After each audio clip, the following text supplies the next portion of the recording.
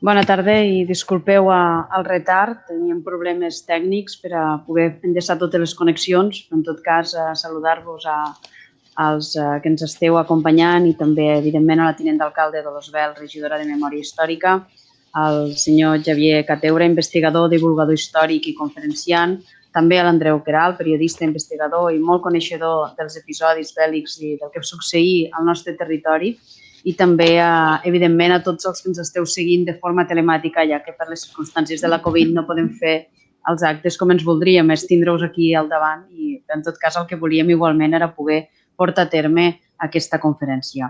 Avui comencem els actes que incloem a la segona setmana de Memòria Històrica de Tortosa. Ho fem amb una conferència que creiem, estic convençuda que serà molt interessant i que ens pot aportar molta llum sobre un fet important que es va viure a la nostra ciutat fa 83 anys i que segurament molts desconeixen, excepte hi tinguen familiars que hagin passat.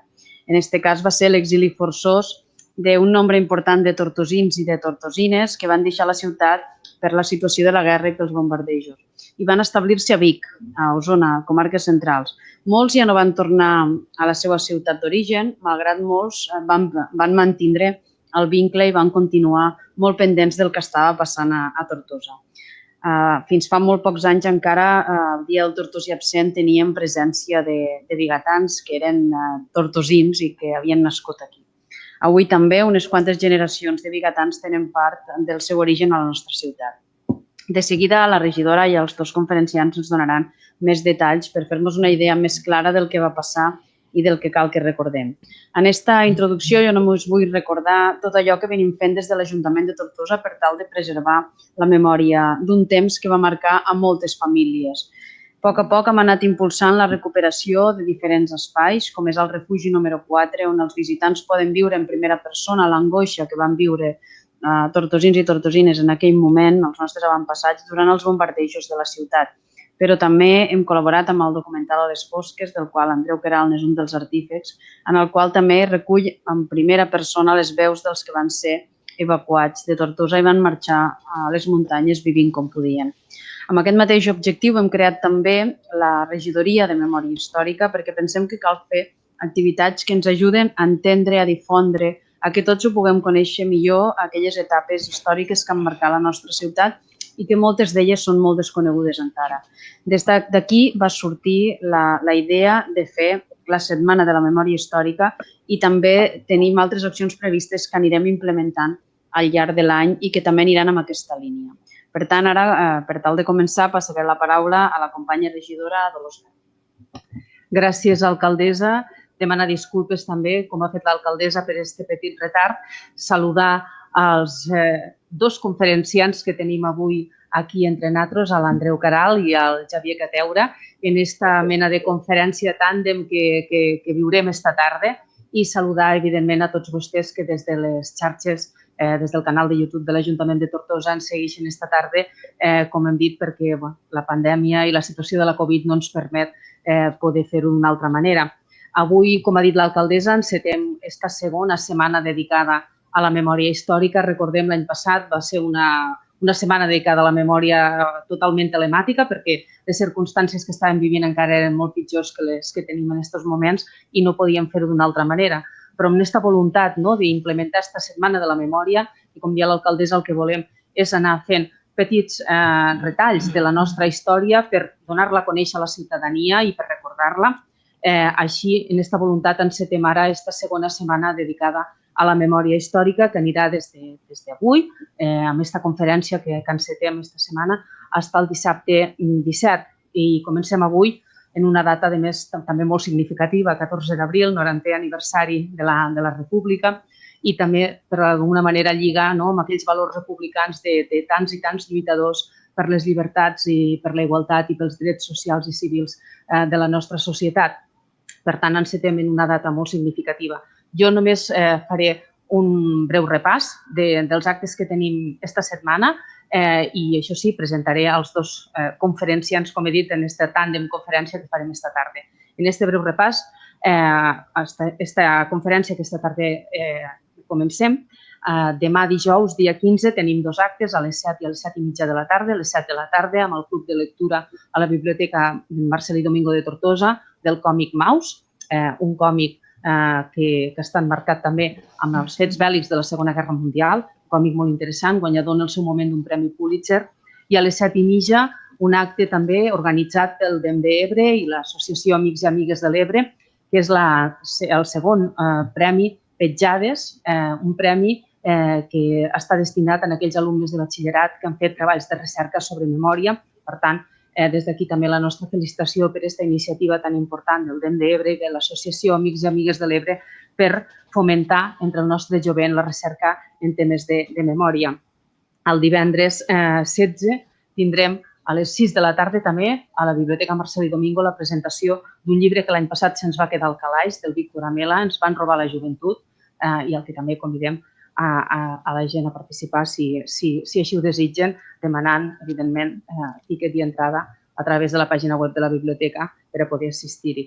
I finalment, el dissabte 17, a les 12 del migdia, l'Associació Amics i Amigues de l'Ebre, amb l'Ajuntament també hi col·laborem, inaugura una exposició també molt interessant a la seu del Museu de l'Ebre, una exposició sota el títol de Perseguits i salvats, que parla sobre la memòria també de totes aquelles persones que van haver de marxar del nostre país en busca de refugi en un altre lloc quan les circumstàncies d'una guerra perduda els van obligar a marxar. Una exposició que romandrà oberta fins al 30 de maig, per tant tenim temps de poder-la anar a visitar. I ja sense més passo a presentar els conferenciants. Començaré per l'Andreu Caral. L'Andreu Caral Jiménez és resident a Tortosa, historiador i periodista. Ha treballat durant 18 anys al Diari de Tarragona i des del 2014 és el corresponsable de Terra Enllà, una empresa de serveis i divulgació de la història de la Batalla de l'Ebre, la Guerra Civil i la Segona Guerra Mundial. En els últims anys ha escrit diverses publicacions, com l'obra 3.669 biberons, Història de l'agrupació de supervivents de la lleva del biberó 41, editat per la Generalitat de Catalunya, o el llibre La Guerra Civil al Matret, editat per la Diputació de Lleida. El 2018, Terra Enllà i Bluebird Comunicacions van produir el documental A les fosques, la memòria de la Tortosa bombardejada, que recorda els atacs aeris sobre la ciutat a través de la mirada de 12 supervivents. L'obra va rebre 2 premis. Actualment treballa, entre d'altres, en l'edició d'un llibre sobre la Guerra Civil a Amposta i en la recuperació dels vestigis d'un camp d'aviació republicà al Penedès. Ell ens farà una introducció que ens permetrà conèixer millor el context social i la situació de la nostra ciutat durant la Guerra Civil i centrada en els bombardejos que va patir la nostra ciutat. I tot això ho farà a través de la documentació d'arxiu en la que ha fet recerca. Després, seguidament, tindrem la intervenció de la conferència del senyor Xavier Cateura i Valls. Ell és nascut a Mataró, al Maresme, va cursar estudis d'Humanitats i va fer estudis d'Història i Literatura. Col·laborador de la premsa escrita i de revistes especialitzades en continguts històrics i culturals. També ha comissariat i col·laborat en diverses exposicions i participat en diverses gravacions i reportatges sobre temes històrics i culturals. Des de fa anys viu al Montseny, on ha realitzat diverses recerques històriques que ha publicat en treballs i articles. Jo només en nomenaré els darrers perquè té un extens currículum de publicacions. Els més recents són el Diari del front d'un soldat republicà, apunts de Marià Parareda i Gómez sobre la Guerra Civil, publicat ara el 2021, Diari de campanya d'un voluntari republicà durant la Guerra Civil 1936-1939, Joan Font i Ferrer, també del 2021, i a la cuina, i ens ha dit que a punt quasi d'acabar, Desplaçats de Tortosa arrelats a Vic, història d'una indústria de material militar durant la Guerra Civil de 1936 a 1939, la colònia tortosina de Vic, que properament es publicarà i que, com hem parlat abans, esperem poder comptar amb aquesta presentació també aquí a la nostra ciutat. I sota aquest mateix títol és sobre el que versarà la seva conferència. Per tant, jo res més, deixar-los ja amb l'Andreu Caral, que ens farà aquesta introducció. Moltes gràcies. Doncs, moltes gràcies. Començaré a fer aquesta breu introducció sobre els bombardejos que van succeir a la ciutat de Tortosa des de 1937 fins a 1938 per contextualitzar la posterior intervenció que farà el senyor Cateura. Per això m'ajudaré d'un PowerPoint, us aniré explicant Espero que el veieu tots bé. Aquesta breu introducció també es basa en la documentació que he anat recollint al llarg de tots aquests anys, en diverses visites que he fet als arxius militars i altres, que aprofitant he anat recopilant informació bàsicament també per l'elaboració del documental l'any 2018. Aquesta foto que veieu aquí és una foto de la plaça de l'Àngel, de quan alguns dels evacuats de Tortosa van tornar a la ciutat l'any 1939. Per fer un resum dels bombardejos sobre Tortosa en aquests 2 anys, aquí he fet una gràfica, una estadística sobre tots els que van succeir. Hi ha dades diverses, però bàsicament estaríem parlant d'uns 82 atacs aèris entre 1937 i 1938 que van provocar entre 86 i 123 víctimes mortals tortosins, sempre en funció dels estudis que s'han aportat. Com veieu, el 1937 hi ha un total de 8 atacs amb 20 morts. El primer és el 23 de febrer, que no causa víctimes. Els primers atacs mortals, 22 de març, amb 11 morts, el 5 d'abril i el 23 de juliol. Aquests primers atacs causen un gran impacte a la ciutat i provoquen, per exemple, que es comenci a accelerar la construcció de refugis antiaeris. Però el gran gruix, la raó per la qual Tortosa és tan massivament bombardejada és al mes de març i al mes d'abril de 1938, en el marc de l'ofensiva d'Aragó. Ja podeu veure a partir del mes de març, dia 9, que comença l'ofensiva 14, 15, 16, la quantitat d'atacs que hi ha pràcticament cada dia amb el número de víctimes i continua tot l'abril 1, 2, 5, 7, 8, 9, fins al 15 d'abril, divendres sant, és a dir, demà, que es compleix 15 d'abril, que és el zènit de tota aquesta ràtzia d'atacs de l'aviació feixista italiana. Posteriorment continuen els atacs, hi ha un altre pic al voltant de la batalla de l'Ebre i finalment un altre pic al final quan hi ha la campanya de Catalunya el 23 de desembre per la zona de Lleida. Aquí tenim una imatge de Tortosa, d'un atac aeri. Veiem els 3 ponts que existien, el pont del ferrocarril, l'estació de tren aquí, el pont de l'Estat i el pont de la Cinta. Els principals objectius de l'aviació, dels atacs aeris, van ser els ponts perquè eren estructures dèbils, punts dèbils en les 2 infraestructures. La carretera nacional que unia Barcelona i València i la via ferroviària que unia Barcelona i València. Destruir els ponts era destruir per un punt dèbil d'aquestes infraestructures tan importants que unien Catalunya amb el País Valencià. En aquesta foto d'aquí dalt podeu veure els ponts com eren en origen, el pont de l'Estat i el pont de la Cinta. En la imatge del mig, com van quedar després de que els 2 ponts, un fos volat pels propis dinamites republicans i l'altre va caure per una explosió aèria i finalment com es van reconstruir els ponts, el pont de l'Estat i sobre el pont de la Cinta no es va reconstruir, sinó que es va erigir el monument franquista de la batalla de l'Ebre. En els arxius hi ha diversa documentació, la jefatura de l'aire de l'exèrcit franquista explica els diversos objectius de diverses poblacions de la província de Tarragona, en el nostre cas, i concretament també en el cas de Tortosa. Com veieu aquí, els ponts continuen sent l'objectiu predilecte, pont de l'Estat, pont de la Cinta, pont del ferrocarril, però també altres concentracions, altres objectius militars que són d'interès per l'aviació, com la concentració de tropes, que podien esdevenir tant a l'estació de tren com al turó de l'Observatori de l'Ebre. Durant una època hi va haver companyies de tancs soviètics, fins i tot, dipòsit de material de guerra, la fàbrica de bombes i munició habilitada al taller Sales, punt de subministrament de benzina i l'estació d'observació aèria del Coll de l'Alba. Fins i tot en un dels croquis hi ha un mapa de Tortosa amb el riu Ebre, l'església del Roser i els tallers Sales darrere com a objectiu de l'aviació, sempre prenent com a mesura el campanar gran de l'església del Roser.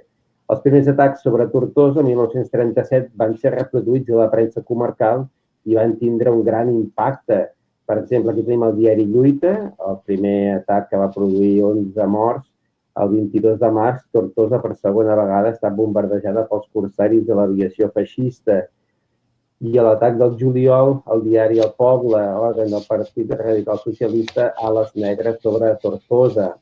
Van produir un gran impacte també perquè els tortosins no havien vist pràcticament mai avions, si els havien vist quan havien anat a alguna gran ciutat, i molt menys havien patit com l'aviació podia malmetre les seves vides i les seves llars. Com dic, els grans atacs es van produir a partir del març de 1938 en el marc d'aquesta ofensiva terrestre, l'ofensiva d'Aragó, que a grans trets consistia en conquerir tot el marge dret del riu Ebre, fins a Aragó, fins al mar, convertint el riu Ebre en una frontera. Aquí tenim un informe de l'aviació legionària italiana del dia 9 de març, on hi ha s'informa dels bombardejos sobre Tortosa i aquí he ficat uns quants comunicats, cada dia pràcticament està ple, 9 de març, ha bombardeato i ha colpit el pont i l'estació ferroviària de Tortosa, 14 de març, 16 de març, 17 de març. És un progressiu atac que d'aquesta manera també l'aviació va ajudant com les tropes italianes terrestres van avançar pel territori i l'aviació es col·loca una mica més davant per intentar destruir aquells nuclis de comunicació, aquells nuclis defensius més importants pels republicans, que en aquest cas que estem parlant, el Baix Ebre i Montsià era la ciutat de Tortosa. També era un objectiu per la propaganda de Mussolini i el mes de març de 1938 es van produir els famosos, tristament famosos bombardejos de Barcelona i després de Barcelona l'altra gran ciutat catalana bombardejada massivament va ser Tortosa. Us passaré breument aquest vídeo que dura un minutet només de l'arxiu italià Luce d'època feixista, com es veu en directe com bombardejava l'aviació la ciutat de Tortosa i la ciutat d'Amposta.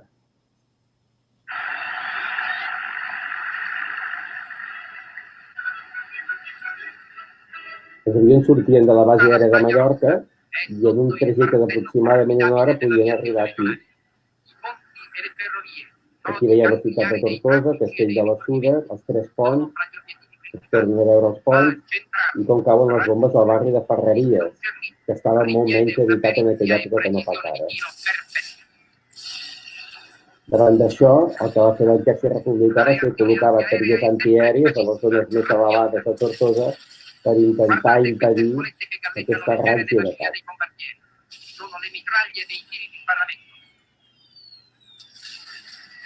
È raggiunto. Centinaia di rischiosi voli di guerra, condotti a qualunque costo, a prezzo di ogni sacrificio. L'aviazione legionaria spinge la sua azione sino nel cuore della preparazione nemica, disordinandola, inutilizzandola, distruggendola. Un exemple de que des d'Itàlia feixista es va fer molt ressò a la conquesta, als bombardejos i a la conquesta posterior de mitja part de Tortosa, la situada al marge dret, és aquesta portada del principal diari italià, Il Popolo d'Itàlia, que és l'òrgan oficial del partit feixista italià, que tenim aquí a la portada el dia 19 d'abril, Tortosa conquestada pels legionaris després d'una èpica lluita contra les forces. El zènit, com he explicat, de tota aquesta ràtzia d'atacs va ser el dia 15 d'abril de 1938, que era divendres sant, i que la gent més gran de Tortosa recordava aquí com a divendres negre o divendres de sang. Al llarg de tot el dia es van produir 13 atacs aèris pràcticament consecutius per part de l'aviació feixista italiana i van aproximadament abocar uns 64.000 quilos de bombes, quasi bé el doble de les llançades sobre Guernica l'any anterior. Van provocar unes 8 víctimes mortals, no en van provocar més perquè la major part de la població ja havia marxat. I van destruir finalment el pont de l'Estat, que era un dels seus principals objectius. Aquí al costat hi ha un informe, que és la Junta de Defensa Passiva de Catalunya, que s'equivoca al explicar que els atacs els fan avions de la Legió Còndor, anomen els Junkers, però sí que és interessant veure com l'atac és consecutiu. Comença a les 9 i 18, segueix a les 9 i 19, 11:20, 11:24, 11:36, 11:52, 11:47, 12:40, 12:45, 17:45, 17:59, 18:05, 18:10. Pràcticament un bombardeig de saturació com els que s'havien produït a Barcelona. se'n va fer ressò. En aquell dia, el dia 15 d'abril, precisament hi havia corresponsals de premsa estrangers molt coneguts, el més conegut Ernest Hemingway, que sempre anava acompanyat del corresponsal de la zona republicana del New York Times. Això és la portada del New York Times de l'endemà, 16 d'abril de 1938, i aquí tenim, titular de portada, els rebels espanyols aconsegueixen arribar al mar, tallant en dos el territori lleial i ocupant 16 milles de la costa. I després la crònica del corresponsal nord-americà Herbert Matthews, 48 bombarders insurgents destrueixen el principal pont de l'Ebre a Tortosa. I d'aquí diuen els corresponsals pràcticament van quedar atrapats. De la crònica de Herbert Matthews, que és molt interessant, anava al costat de Hemingway. La crònica de Hemingway és més coneguda, la de Matthews no. Us llegeixo només he agafat només aquests dos petits fragments. Les evidències dels bombardejos són espantoses de veure. Per la seva frescor van donar una nova i nociva vida a aquesta ciutat morta. Cràters de bombes, muntanyes de ruïna que havien estat cases, arbres destrossats amb les seves primaverals fulles seques, noves restes d'automòbils, pols i fum. I després, quan aconsegueix ja marxar de la ciutat, després d'un últim recorregut esgarrifós per l'infern en aquesta ciutat, l'escenari s'aclaria. En un punt, un camió de gasolina havia estat destruït i cremava ferotgement a la dreta al centre del carrer. Vam haver de passar-hi pel costat, sostenir la nostra respiració durant 1 o 2 segons. Per tant, malauradament, per aquesta catàstrofe que va patir la ciutat, es va situar com un fet que era d'interès arreu del món. L'autoria del bombardeig, com he dit, va ser l'aviació legionària italiana. Aquí tenim el seu informe del dia 16 d'abril, on va explicant tots els bombardejos consecutius que va fent sobre la ciutat. I aquí un document curiós, que és una resposta segurament a la pressió que es va exercir des dels mitjans de comunicació sobre la duresa inusitada d'aquest atac sobre la ciutat, un informe que envien a l'Estat Major de l'Aire, en el qual ells diuen precisar, cal assenyalar que el bombardeig dut a terme per aquesta aviació legionària a Tortosa no es va dur a terme a la zona habitada, sinó a l'estació del ferrocarril i als ponts de la ciutat, cosa que és falsa perquè, de fet, el bombardeig massiu del 15 d'abril, una de les coses que va provocar va ser desfer pràcticament el barri de pescadors, que era una zona habitada, encara que, com he dit, la major part de la població ja no hi havia Tortosa. Aquestes són imatges. El 15 d'abril va succeir això i, finalment, el dia 18 d'abril, dilluns de Pasqua, les primeres tropes terrestres van arribar a la zona de Roquetes, Ferreries, i els republicans, per evitar que creuessin el riu i conquerissin la major part de la ciutat, van dinamitar el pont del tren, que teniu aquí l'imatge a sota, i el pont de la cinta. L'imatge que hi ha a dalt es veu la façana del marge esquerre bastant castigada, la casa Baricat aquí al centre.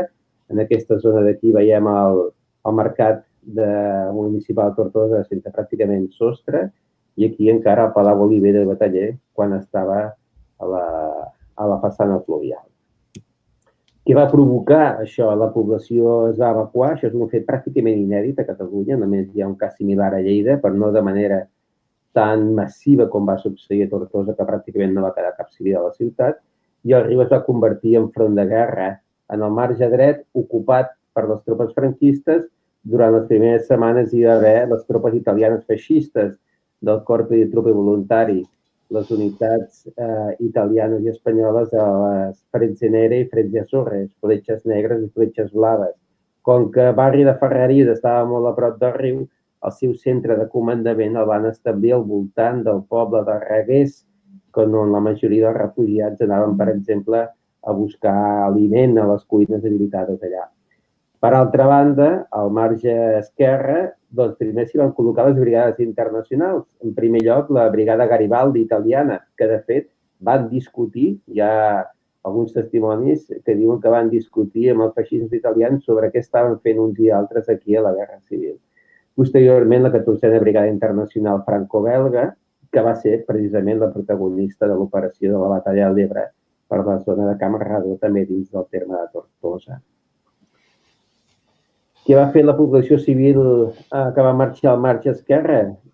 La que no va marxar molt lluny, com que després explicarà el senyor Cateura, la que es va quedar al terme de Tortosa es va anar allunyant progressivament de la riba del riu, fins que es va establir per tota la muntanya del Coll de l'Alba i fins a les zones dels municipis de l'Ampolla i el Perelló.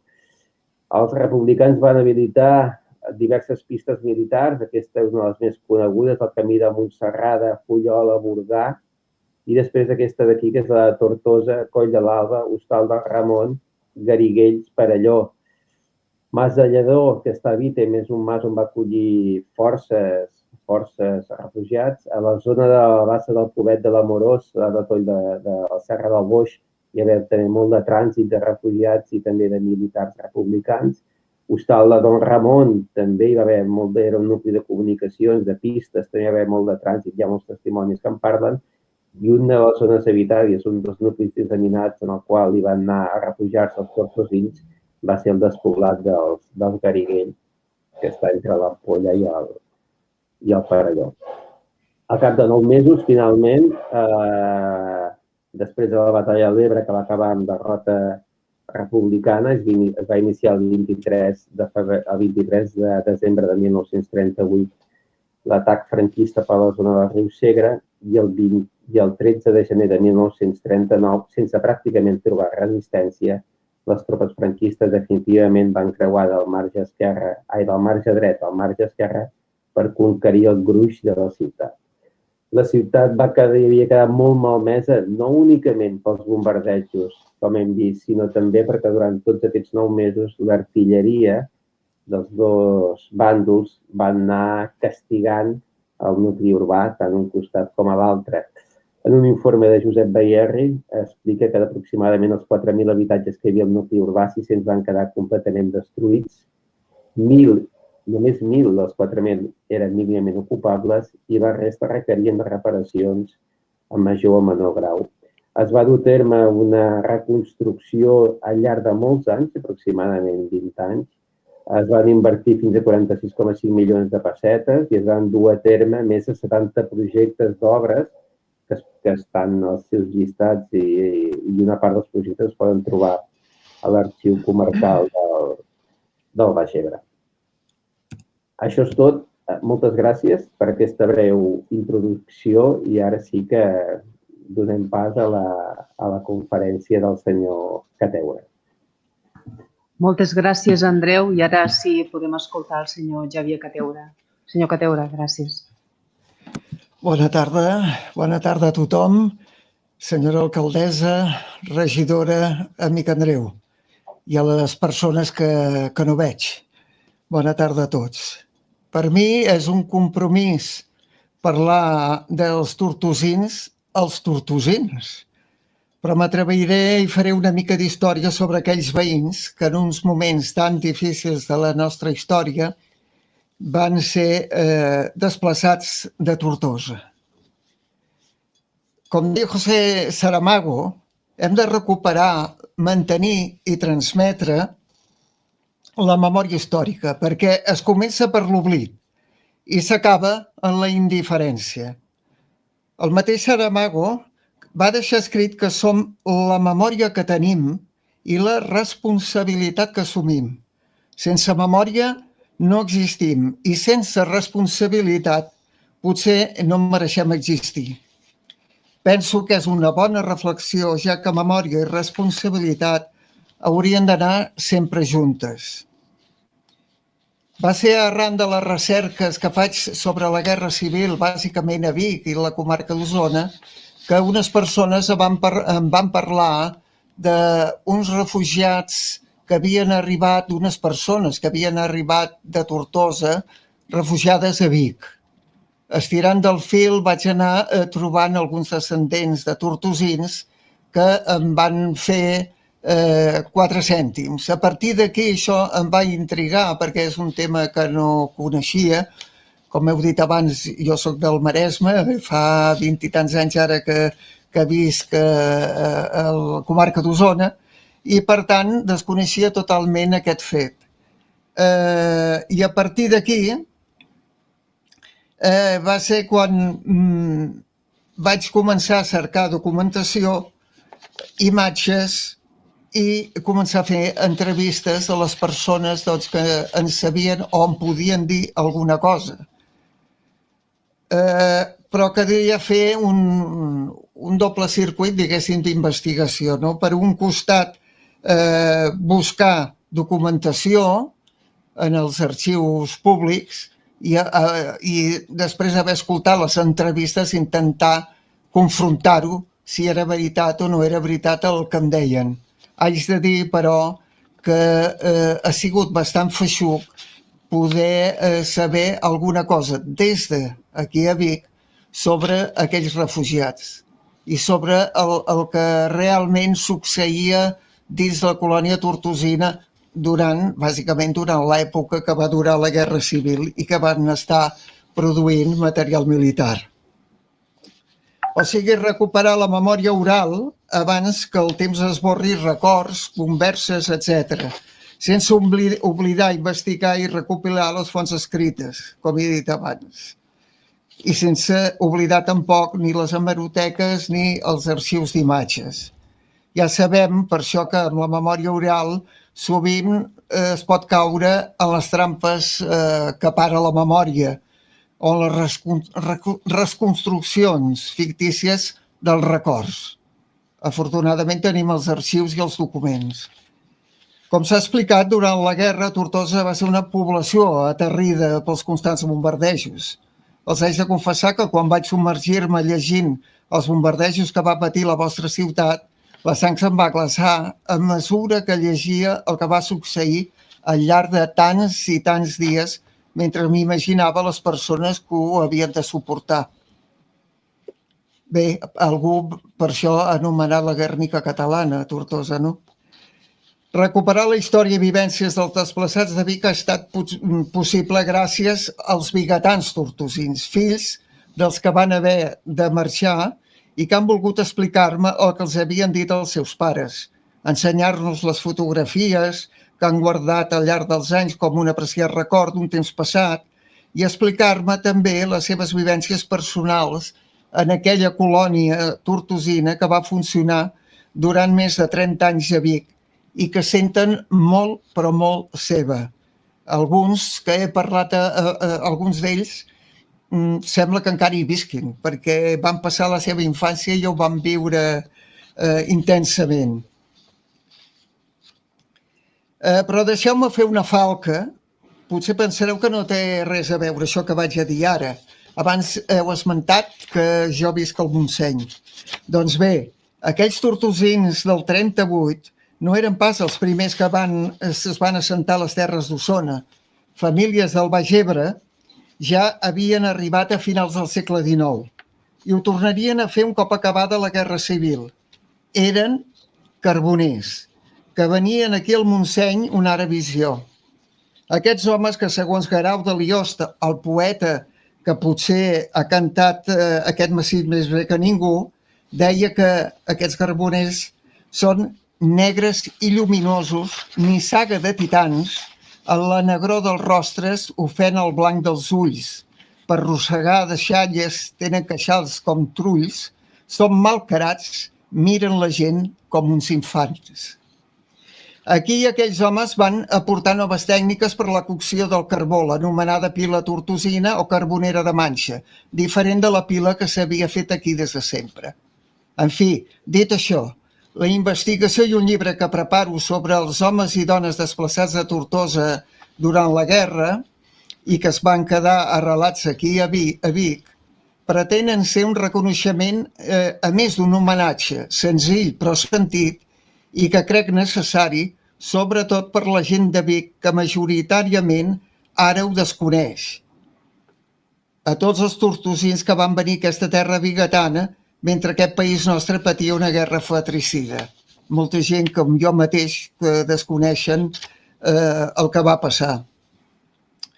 Ja deia el poeta Gil de Viedma que de totes les històries de la història, sens dubte, la més trista és la d'Espanya perquè acaba malament. Penso que sense explicar la situació que va viure Tortosa, que va quedar a primera línia de front, i els esfereïdors bombardejos que va patir, hi podria haver persones d'altres llocs de Catalunya, com els de Vic, per exemple, que no entenguessin amb la seva cruesa el que van viure els tortosins. I per explicar i per fer entendre als bicatans d'on venien, o millor dit, de quin lloc van haver de sortir aquells obrers que una tarda de primavera van aparèixer a la plaça Major de Vic, jo havia d'explicar la situació que es vivia a la capital del Baix Ebre. I és per això que quan parlo d'aquesta història, abans de res parlo dels bombardejos que l'aviació feixista va fer sobre Tortosa. Qüestió que avui no faré, atès que els tortosins prou ho saben i perquè l'Andreu Queralt ja n'ha parlat, i prou pedagogia fa amb la Maite, a terra enllà, sobre els fets de la Guerra Civil per aquestes terres vostres. Els tallers Sales són l'origen de tot plegat del que vull explicar. Ja sabeu, segurament sabeu, que els tallers Sales va ser una indústria metal·lúrgica fundada a Tortosa el 1870. Al decidir ajuntar-se un forjador, en Ramon Sales i Xameno, i en Ramon Ginestà i Guiu, que era torner, i que es van situar al carrer de l'Om, número 4, a l'arrabal de Sant Vicenç, al barri de Ferreries. Fent un salt en el temps, quan es va proclamar la República, tal dia com avui fa 90 anys, el 14 d'abril de 1931, el propietari dels tallers, en Joaquim Sales, home de pregones arrels antirepublicanes i catòlic fervent, això no li va agradar gens i decidí fer-se fort davant dels seus treballadors. A través del gerent d'aquell moment, en Frederic Llorca, decidí tancar els tallers.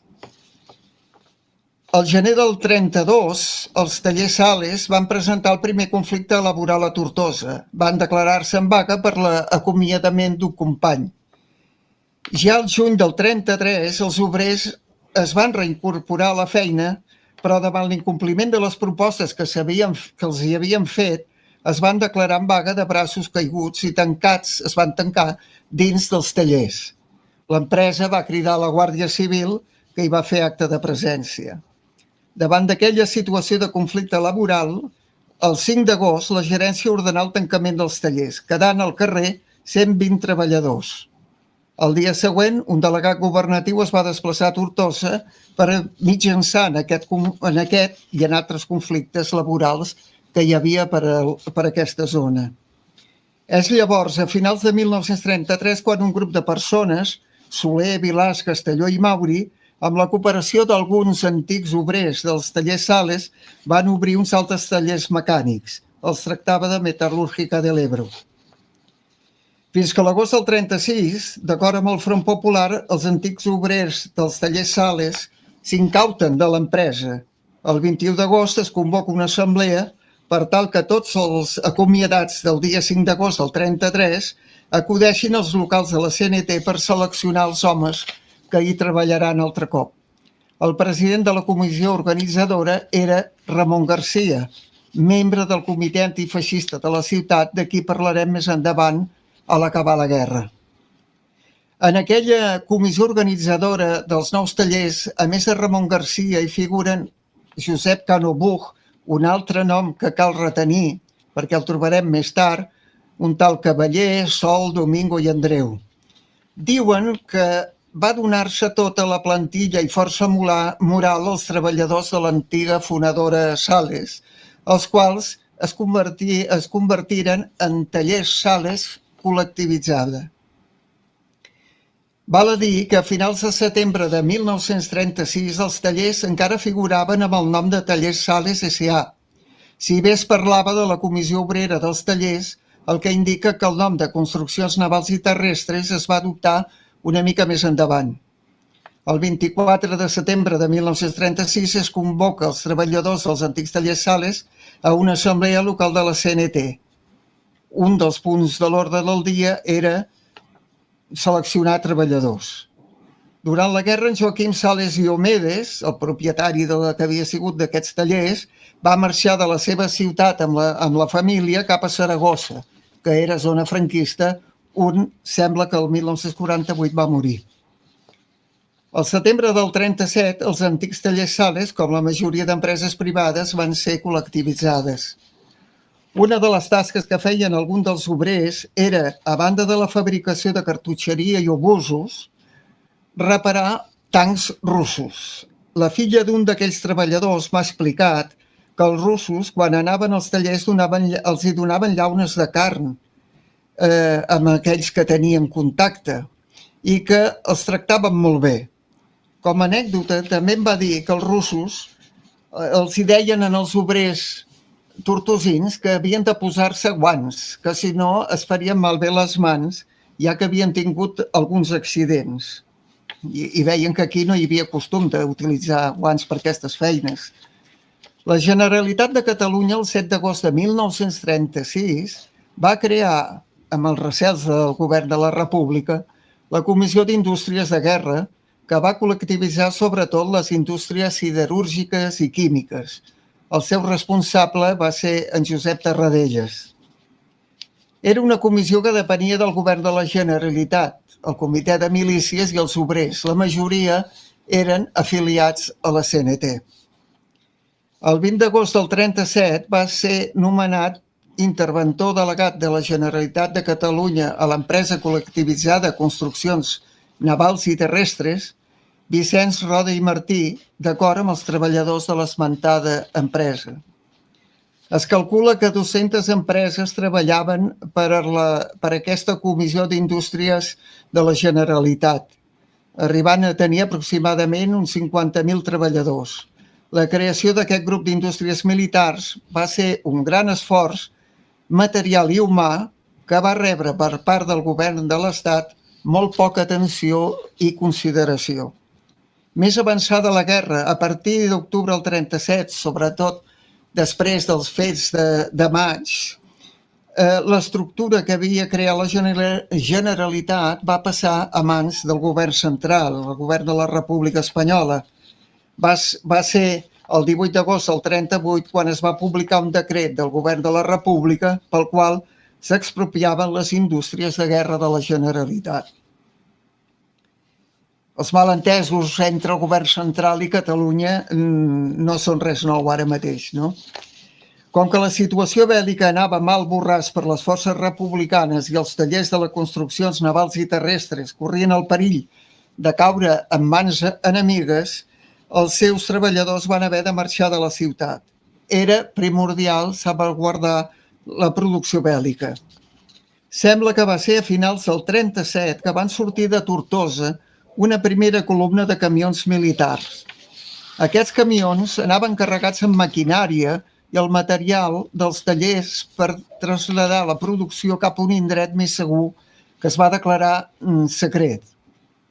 Més endavant, els treballadors, mecànics, fresadors, fusters, pintors, etc., foren obligats a marxar amb aquella expedició juntament amb les seves famílies i els atuells que van poder replegar a correcuita, i així va començar un viatge de 3 dies enmig dels perills de la guerra i amb destí desconegut. Aquest va ser un altre efecte d'aquella guerra que ara expulsava de casa seva unes quantes famílies de Tortosa, encara que també n'hi havia algunes de Reus, Roquetes, Tarragona, l'Ametlla de Mar o de pobles de demarcacions de Terol, València i Castelló. Va ser un viatge llarg i feixuc, a més de perillós, pels atacs aeris de l'enemic sobre la corrua de camions. Però finalment van arribar a Barcelona. Es van concentrar a Montjuïc. I aquesta caravana va estar un temps parada en allà esperant, van passar un parell de dies esperant els camions que havien patit alguna avaria fins que es van reunir tots i continuar la marxa. Allà a Montjuïc, finalment, els homes, dones i criatures van poder menjar alguna cosa que durant el trajecte no havien pogut fer. Un cop reunits de nou tots els camions, sortiren de la capital catalana en direcció cap a l'interior del país. Passaren per Granollers, on van fer marrada, i un cop allà es van informar que havien de seguir el viatge.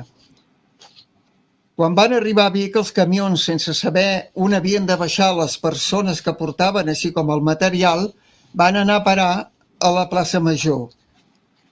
Em va dir un home, que ho va veure quan era un bailet, que va pensar que aquella colla de camions formaven part d'un circ que arribava a la ciutat.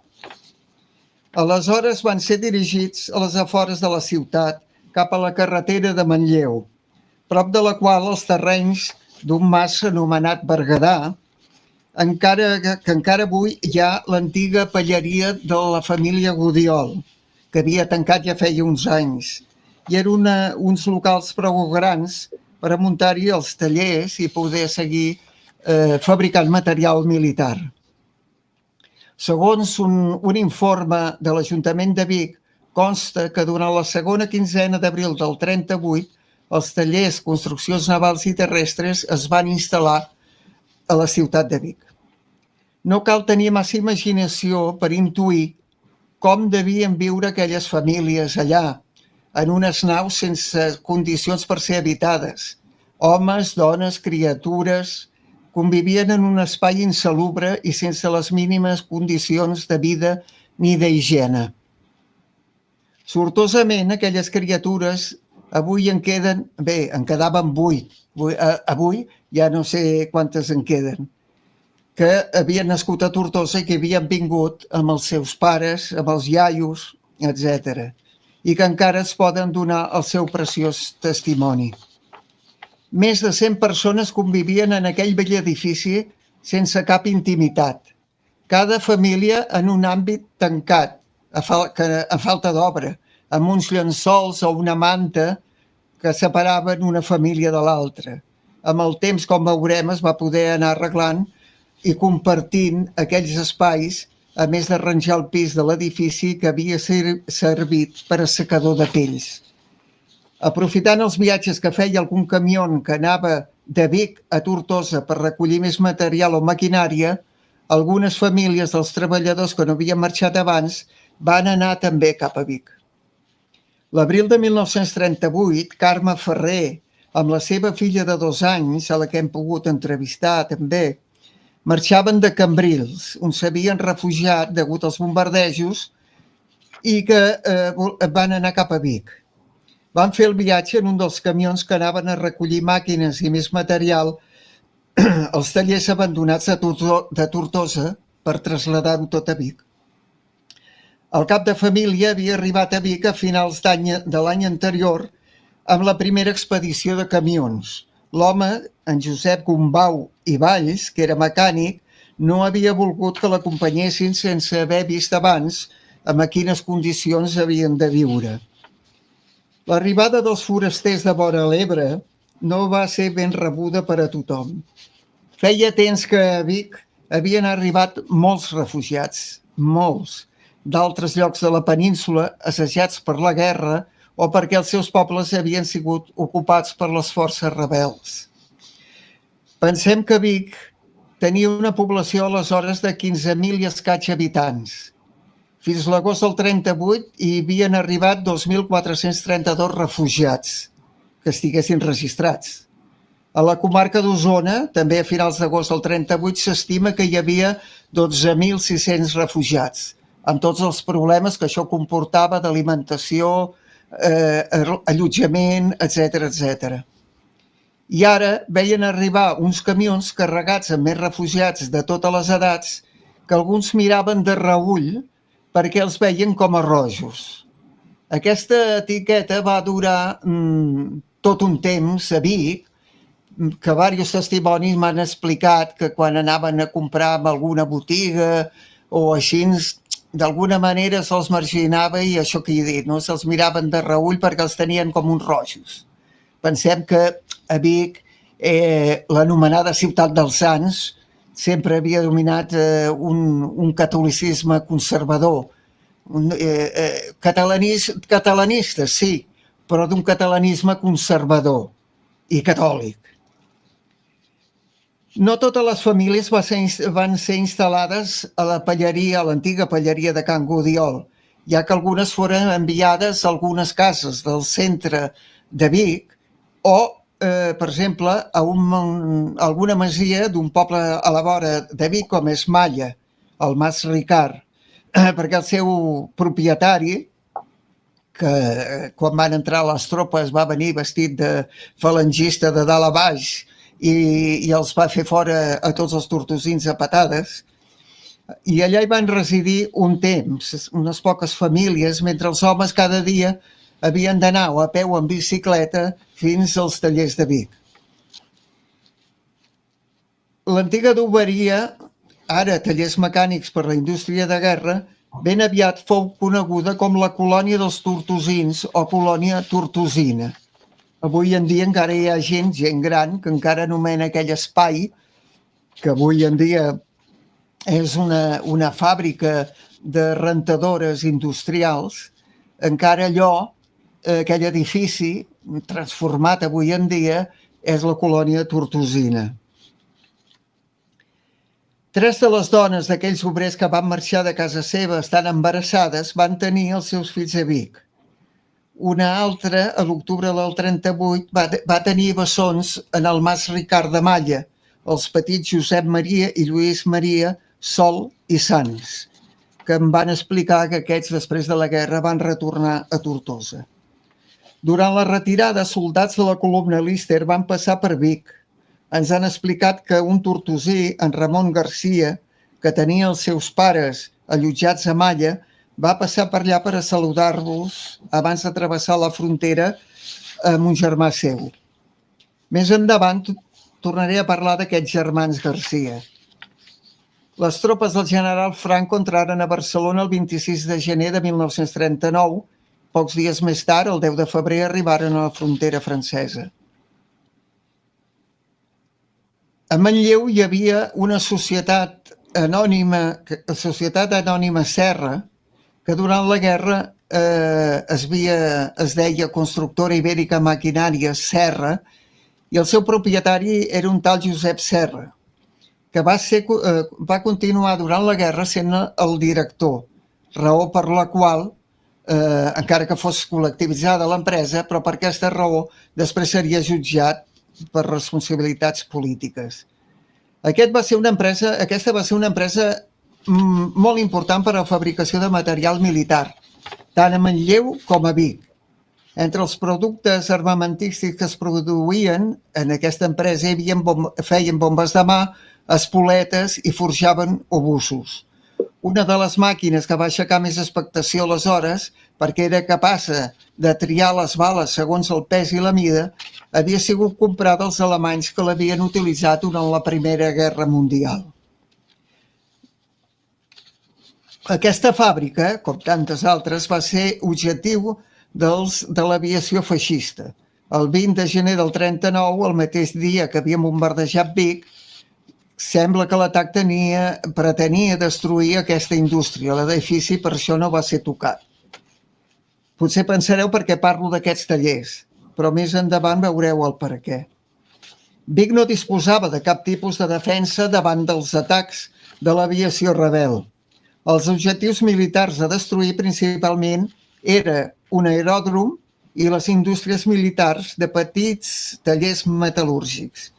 Hi havia un garatge, el garatge Rovira, que estava situat prop de l'estació de ferrocarril de Vic, i també la farinera del sucre, on es muntaven els avions de fabricació soviètica, els Polikarpov U-15, anomenats popularment com els xatos, i ben a prop hi havia un aeròdrom, on hi havia l'esquadrilla dels avions Natasha, els Polikarpov RZ. El 1937 l'Ajuntament biguetà demanava al govern que els tallers que es dedicaven a fabricació de material militar, que n'hi havia diversos, petits tallers metal·lúrgics, alguna foneria i el muntatge d'avions, fossin trets del casc urbà pel perill que suposaven per la població civil i que anessin a les afores de la ciutat. Però aquestes peticions no van ser escoltades o no es va poder realitzar aquest trasllat.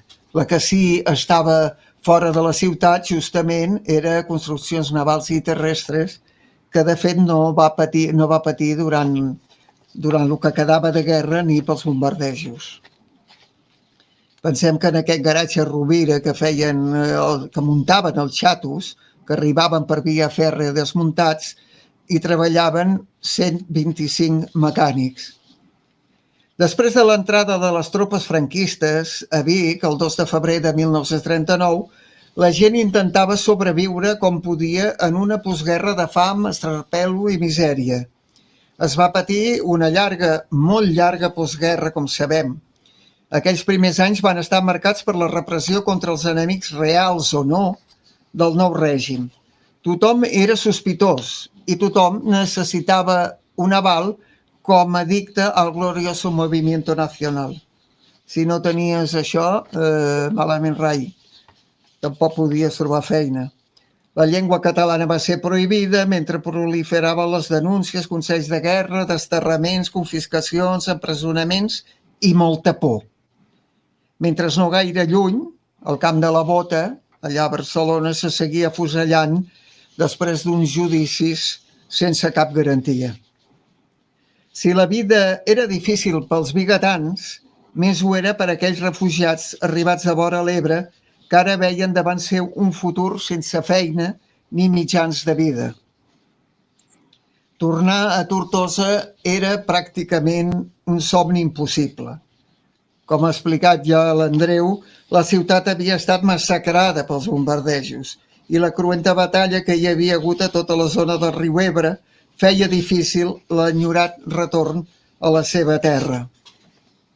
Alguns d'aquells tortosins arribats a Vic no van quedar pas al marge de la repressió ni de les sospites, ja que foren reclamats des de la seva ciutat per passar comptes per la seva actuació durant la República. El llistat de represaliats de Tortosa que van haver de passar per un judici sumaríssim fet pels franquistes hi he trobat alguns veïns de la colònia de Vic, com la modista Cinta Bel i Moragrega, Josep Cano i Buch, Ramon Fures i Lleixà, Francisco Antó i Arnau. Si voleu, faig una mica de resum de cada un d'ells. Aquesta Cinta Bel resulta que estava casada amb en Josep Cano Buch, que ja he esmentat, era militant de la CNT, va ser empresonada i diuen que va ser alliberada més tard, bo i haver sigut condemnada a mort, gràcies als oficis que va fer Lluís Daufí, tortosí, que era gerent de les construccions navals i terrestres de Vic, va intercedir davant d'en Xavier Bau, que era un dels propietaris, com sabeu, dels tallers de la colònia, altra vegada, perquè la deixessin anar. Li van commutar la pena de mort i el 43 li van canviar per la de 20 anys, però va ser posada en llibertat i va tornar a Vic a treballar a la colònia juntament amb el seu home. Hi ha un altre que és un tal Francisco Antó i Arnau, també tortosí, treballava de ferroviari. Aquest afiliat a la CNT era membre de la secció de defensa de la CNT FAI dels ferroviaris de Vic. Se'n va anar voluntari al front el 38, però durant la retirada va passar per Vic i se'n va endur el camió de repartiment de l'Ajuntament de Vic per passar la frontera de França. Però va entrar altre cop a Espanya per Irún i el van enviar al penal de Sant Marcos a Lleó. Al cap d'un any, la Guàrdia Civil el porta a Amposta i més tard a la Model de Barcelona. Va ser jutjat i condemnat a mort. Aquesta pena també li va ser commutada, però va haver de treballar amb un destacament de treballadors al penal de Torelló, a prop de Vic, fins al 59 no li van concedir la llibertat definitiva. El cas de Joaquim Balaguer és un cas esperiós, trist. És un altre exemple del clima que es va viure durant la postguerra. Nascut a Tortosa, estava casat i treballava d'ajustador mecànic durant la guerra en els tallers de Vic. Vet aquí que anant pel carrer va ser detingut per la Guàrdia Civil perquè un soldat tortosí que estava destinat a la ciutat el va veure i el va denunciar. Ens diuen que resulta que el soldat el va confondre amb un tal àlies Maquineta, un dels assassins de les Terres de l'Ebre. Potser l'Andreu sabrà o podrà esbrinar aquest d'on era. Sembla que era de Castelló. Bueno, total, que el pobre Joan Balaguer el van tancar a la presó de Vic i més tard el van portar a la presó provincial de Castelló. Durant l'empresonament va ser durament torturat i encara que finalment va ser alliberat, poc més tard va morir a la colònia tortosina degut a les pallisses que havia estat sotmès. I això m'ho ha explicat una de les persones que vivia a la colònia tortosina i aquest Joan Balaguer vivia amb la seva dona, diguéssim, veïna dels apartaments aquests a la colònia tortosina. Ramon Garcia i Gispert, aquest és el germà que abans he esmentat, era mecànic dels tallers Sales. Va ser un dels dirigents dels conflictes laborals dels anys 30 a Tortosa i a l'acabar la guerra va marxar a França durant la retirada. A Vic hi havia la seva dona i els fills que havien marxat amb els camions i amb la resta de família. Com he explicat abans, en Ramon anava amb la companyia del Líster que va passar per Vic i ell va aprofitar per veure l'esposa, els fills, els pares i els germans. Va convèncer el seu germà Joan perquè marxés amb ell cap a França. Un cop en allà, van ser enviats, com tants republicans espanyols, al camp d'Argelers. A França, en Ramon es va tornar a casar i va morir a París l'any 75. El seu germà Joan era pintor decorador i un cop mor el dictador, a vegades anava a Vic per veure la seva família i també baixava fins a Tortosa. Va morir solter a París també l'any 89. Aquests germans, durant l'ocupació alemanya del territori francès, van ser detinguts i deportats a un camp nazi. Segons he pogut comprovar, van arribar a Mauthausen el comboi del 9 d'agost de 1940. En Ramon, cap a l'any 42, va ser transferit a un subcamp a Àustria, treballant per una empresa fabricant d'automòbils, suposo pel seu ofici de mecànic. I perquè allà hi construïen motors d'aviació. El 5 de maig del 45, tots dos van ser alliberats per les tropes nord-americanes, com sabem. Els dos germans van sobreviure a Mauthausen. En Joan, que era un manetes, va fer un parell de quadres amb les seves fotografies vestits amb el típic vestit de ratlles dels camps nazis i al marc del quadre que he tingut a les mans hi va posar un tros de fil ferrada d'aquesta que tancava el camp. També va fer una sèrie de dibuixos i maquetes que avui en dia estan a l'Arxiu Histórico Nacional de Madrid. Voldria destacar també que el tortosí Antonio García Alonso, aquest és un altre, que va estar empresonat al camp de Mauthausen, va coincidir amb els germans Garcia Gispert i van continuar reunint-se després, més tard a Madrid, on van viure al final de la Guerra Mundial. García Alonso va ser un dels fotògrafs del camp, juntament amb el famós Francesc Boix, sobre el que es va fer una pel·lícula. Aquí ja s'ha escrit un llibre que hi ha les discussions de que si entre un i l'altre qui era realment el fotògraf, si en Boix es va apropiar, etc. O si es va apropiar de l'obra, en fi, un lío d'aquests, que no té més importància aquí. Acabada la guerra, Construccions Navals i Terrestres no va pas desaparèixer, sinó que va passar altra vegada a mans de la societat anònima formada pels empresaris Magraner, Bau i Climent, que va mantenir el mateix nom. Resulta que durant la col·lectivització dels tallers de Tortosa, Xavier Bau, Joan Magraner i Ricard Climent van donar, entre cometes, al comitè obrer 660.000 pessetes, teòricament, en un gest voluntari amb el propòsit de contribuir a tirar endavant la indústria militar. El 10 de gener del 38, després de ser detingut a Barcelona pel CIM, en Xavier Bau va ser portat a la presó model de la ciutat, juntament amb 9 presos més, entre els quals hi havia els germans Frederic i Emili Llorca i Pinyol, tortosins. Tots ells ingressaren en qualitat de presos incomunicats. Al febrer se li aixequen en Xavier Bau, la incomunicació i presta declaració davant del Servei d'Investigació Militar. A l'abril, el Tribunal d'Espionatge de Catalunya decreta la llibertat provisional. Suposo que pagant Sant Pere canta, com tantes vegades.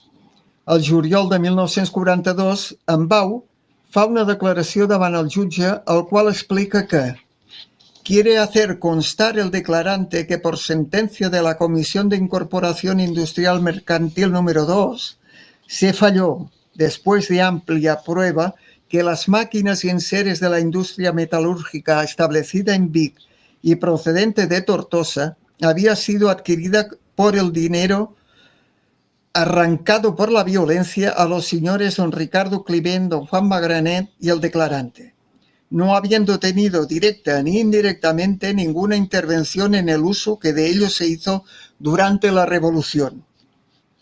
Publicados los edictos, nadie alegó nada en contra. I és que va haver de presentar-se davant el jutge per una denúncia que li havia fet en Joaquim Sales i Omedes. Entre altres coses, denunciaven en Xavier Bau que, con una hábil maniobra dirigida por un experto abogado, trataron de vender la maquinaria para rehacerse con creces de las 660.000 pesetas entregadas. Es por esto que estos señores no han denunciado los que les atracaron. Y afegeix, para conseguir estos fines tan ilícitos como inmorales, solicitado de la Comisión de Incorporación Industrial y Mercantil número 2, la autorización necesaria para poder adjudicar todo el utilitaje antiguo y moderno de los talleres y fundición denominada Talleres Sales S.A., y no parándose en esto, se quedan con valorizaciones a su antojo, edificios y terrenos. Això ve d'un acord empíric dels Sales amb aquests tres que no està clar. He pogut consultar una sèrie d'escriptures i sí, aquests van aportar uns diners. Bueno, finalment resulta que es van quedar amb la maquinària i amb tot van continuar funcionant a Vic amb el que havia sigut dels Sales i el Sales no va tenir res a fer. En Sales afegeix, encara para acabar, en estos momentos no tienen domicilio fijo dichos señores, pues según se ha indicado su residencia habitual era Tortosa, pero no se atreven, después de su turbia actuación durante la guerra, regresar a esta ciudad. Això diu en Sales. Més tard ell, en Sales, es retracta davant el jutge de la denúncia que havia fet contra en Xavier Bau el 10 d'agost del 39. O sigui que tot plegat queda en res.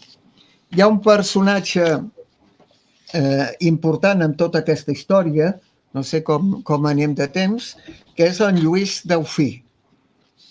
La feina que va fer en Daufí en la consolidació de la colònia tortosina de Vic crec que mereix que es parli d'ell, ja que cal fer-li justícia pel que va representar per la vida dels que van viure en aquell lloc. Lluís Daufí i Zaporta era fill de Calà de Xivert. Sempre va estar vinculat a la família dels Bau, primer amb Joaquim i més tard amb Xavier. Després de casar-se, va entrar a treballar a l'Ajuntament de Tortosa com a escrivent. Ell sempre havia estat vinculat a organitzacions catòliques, una vinculació que no abandonaria al llarg de la seva vida. L'any 27, curiosament, intervé com a orador en un acte d'Unió Patriòtica en substitució de Joaquim Bau, d'en Joaquim Bau, que era alcalde de Tortosa. A l'any 32, per indicació d'en Joaquim Bau, comença a treballar a la seva empresa Ferrocarriles y Construcciones ABC S.A. com a comptable de les obres de l'aqueducte d'Osca a Tardienta, i allà va anar a viure amb la seva família, amb la dona i els fills, etc. L'esclat de la Guerra Civil va agafar en Daufí a Tardienta i al veure com anaven les coses va decidir marxar amb la família cap a Tortosa. Però una nit va decidir marxar de la ciutat amb un carro i marxar a Lecinyena, a la província de Saragossa, a casa d'un amic. En allà, amb un registre que van fer aquesta casa, uns incontrolats, el van detenir i se'l van emportar. Li van fer un judici i el van condemnar a mort, però ens expliquen, la família ens explica que se'l va de ser afusellat gràcies a un amic de la família que va posar diners. A Lleida, per això, el van detenir després de donar voltes va anar a Lleida i allà es van presentar uns milicians de Tortosa que el van agafar. I sobretot sembla que les acusacions eren sobre la labor que havia fet a favor de l'Església Catòlica, així com haver participat activament en els actes polítics de la Unió Monàrquica durant la dictadura de Primo de Rivera. Potser també va tenir alguna cosa a veure, segur, la seva amistat amb Joaquim Bau, que era membre destacat del Partit Tradicionalista. Després de passar per diferents presons, quan estava a la d'Igualada, al maig del 38 es va poder escapar. Després es va amagar per diversos llocs fins que va poder anar a Vic. Delfí va ser qui, com a gerent, que va ser més tard de Construccions Navales i Terrestres, l'home de confiança d'en Xavier Bau i qui li suggerí, en Delfí va suggerir a en Bau que construís uns habitatges dignes pels treballadors, ja que seguien d'aquella manera malvivint per terra quasi bé i amb aquelles separacions amb mantes i totxos i així. I va demanar permís a l'Ajuntament per arranjar el segon pis de l'edifici, que havia sigut un assecador de pells. Aquests habitatges es van fer l'any 1941. En els baixos hi vivien 13 famílies, els pisos 10 i el replà 2 famílies. Durant la postguerra, els tallers es van dedicar a construir peces com a recanvis per a la maquinària alemanya que estava en guerra. No era pròpiament material militar, ja que Espanya, durant la Segona Guerra Mundial, ja sabem que es va declarar neutral. El 18 de juliol era festa obligada per tothom per commemorar l'aixecament militar. I l'any 42, el 18 de juliol del 42, els treballadors van organitzar un homenatge al Delfí en testimoni de gratitud i afecte. Aquells tallers van arribar a tenir un total de 104 persones, quasi tots domiciliats a la mateixa colònia tortosina.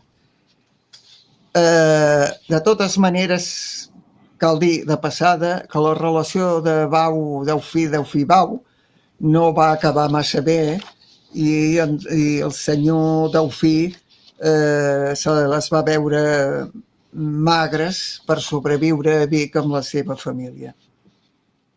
Cal dir que aquells anys de vaques magres la matèria prima també va mancar a aquells tallers i això va fer que al cap d'un temps l'empresa fou traspassada. A finals del 44 o principi del 45, aquells tallers metal·lúrgics van passar a mans d'un empresari de la comarca que feia societat amunt de Barcelona, però al cap de poc es traspassaven altra vegada a un altre empresari, precisament Joan Serra i Sió de Manlleu, de qui he parlat abans, que durant la guerra construïa material militar. Aquest home va fer moltes millores a la colònia tortosina, arranjant tot l'entorn, va haver-hi molt bona relació amb els treballadors, però amb el temps aquells bons operaris tortosins es van haver de resituar. Molts van poder seguir fent el seu ofici, però ara arranjant maquinària textil, torns, etc. Molts d'aquells obrers tortosins que havien arribat a Vic en unes circumstàncies ben difícils es van quedar a viure i treballar aquí. Molts s'hi casaren i gràcies a aquests matrimonis és que ara he pogut parlar amb aquelles famílies.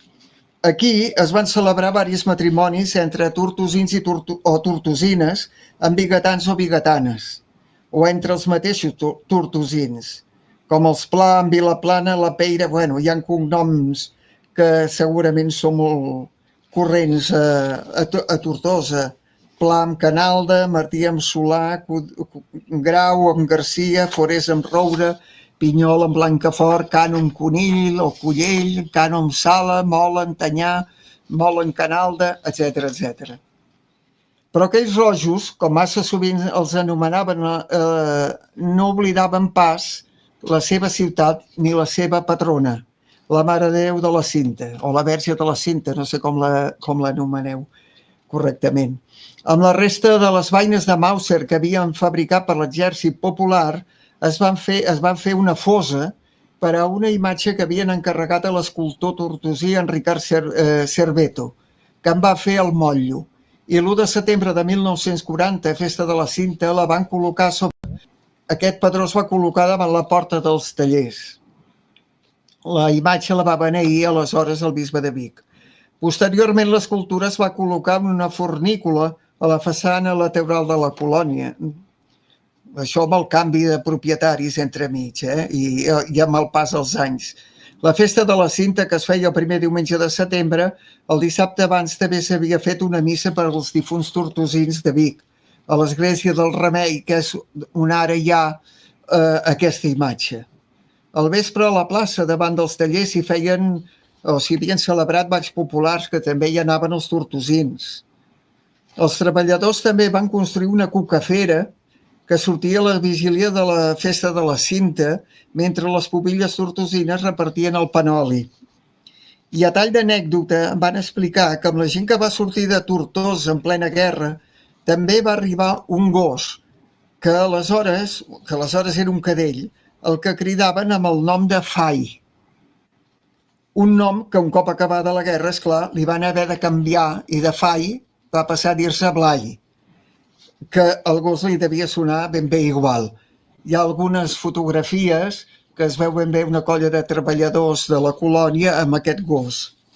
Malgrat al principi d'arribar a Vic la gent, o millor seria dir, algunes persones es miraven de reüll els tortosins, ben aviat van trobar la comprensió i l'ajuda de cases de pagès properes a la colònia. Allà també hi anaven les criatures a jugar o a robar-hi alguna fruita. Alguna tortosina hi anava per ajudar les feines de pagès, a buscar patates, etc. Es va trobar una bona relació entre tot aquell veïnat apartat del centre de la ciutat. La ciutat de Vic fa uns anys va voler dedicar un record a tots aquells homes i dones que en unes condicions tan difícils van ser desplaçats a la força de casa seva i van arribar a la ciutat. L'Ajuntament va inaugurar un espai verd prop d'on havien treballat i el van anomenar Parc dels Tortosins. Degut a la relació d'amistat entre tortosins i vigatans, que el 1983 van fundar una associació que duia el nom o porta el nom d'Associació Tortosina Vigatana. Continuar explicant més coses sobre aquests ara ja vigatans tortosins i no l'inrevés seria massa llarg.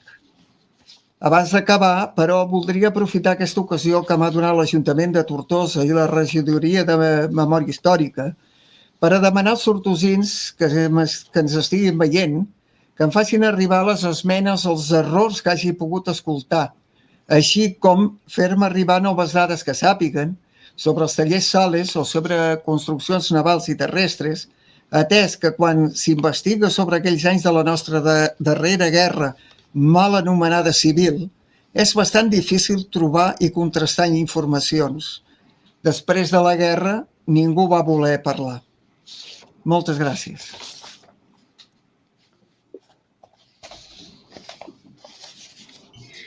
Moltes gràcies, Xavier, moltes gràcies, Andreu. Quan van deixar caure el sobtat fragor de les seves càrregues, la petita ciutat a la vora de l'Ebre va desaparèixer en un creixent núvol de pols groga. D'esta manera descrivia l'il·lustre escriptor i periodista Ernest Hemingway la destrucció provocada pels bombardejos que l'aviació feixista italiana i la Legió Còndor alemanya van deixar anar sobre Tortosa el 23 de febrer del 37 i el 30 de desembre del 38, com abans ens ha explicat l'Andreu Caral. El pitjor dels bombardejos va tindre lloc el 15 d'abril. Demà ens farà anys, ens celebrarem anys, un divendres sant.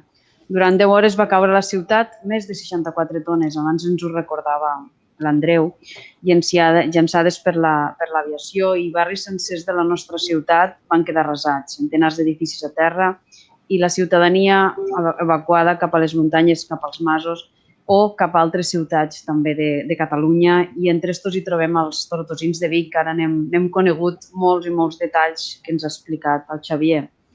Esta colònia que de vegades és tan desconeguda per a molts de nosaltres i que fa que continuen hi havent moltes referències dintre de la ciutat, com és el fet que hi ha un parc que es diu el Parc dels Tortosins o la fundació que ara també estàveu comentant, aquesta associació que diu el nom de Colònia Tortosina. Aquella imatge que va fer Ricard Cerveto, que ara explicàveu, i que va de la Mare de Déu de la Cinta, li diem Mare de Déu aquí, ara fa pocs anys, exactament el 2017, la Reial Arxicofràdia de la Cinta va portar la relíquia de la ciutat de la Cinta fins a Vic, a l'Església del Remei, i es va aturar primer en aquella fàbrica que havia acollit la colònia dels Tortosins i posteriorment a l'església on va ser rebuda pel bisbe de Vic, que és de Deltebre. Per tant, també hem volgut recordar aquells moments, aquella cucafera que també van construir i de com també repartien el panoli i recordaven les tradicions que es feien aquí a la nostra ciutat. Enguany, en esta segona setmana de la memòria històrica, hem volgut tindre un record per tota aquella gent de Tortosa que va haver de marxar de la ciutat pels bombardejos, per les persecucions, els que van arribar a Vic, però també a tots els que van anar a moltes poblacions i altres països i que van haver de creuar també la frontera i viure aquell malson que va ser també la guerra.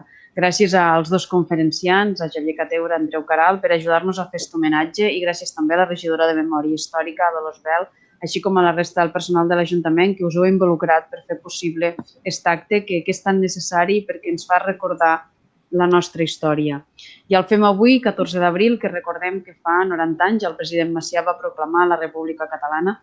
Gairebé un segle després seguim treballant i reivindicant i reclamant els drets i les llibertats que volem com a poble, encara que seguim assistint a una completa normalitat que fa que encara tinguem avui presos i exiliats. I per tant, avui també els vull aprofitar per recordar-lo en el marc d'aquest dia que estem celebrant. Moltes gràcies de nou als conferenciants i agrair-vos tot el que avui hem après i tot el que avui hem pogut acabar coneixent i sobretot agrair-vos el fet que estudieu la nostra història perquè ens ajuda a poder-la difondre i a tindre elements també per ajudar-nos a que les generacions, sobretot les més joves, puguen conèixer el que va succeir. Moltes gràcies i bona tarda i gràcies a tots els que ens esteu seguint a través del canal de l'Ajuntament de Tortosa. Bona tarda. Bona tarda. Bona tarda, gràcies. Moltes gràcies. Gràcies.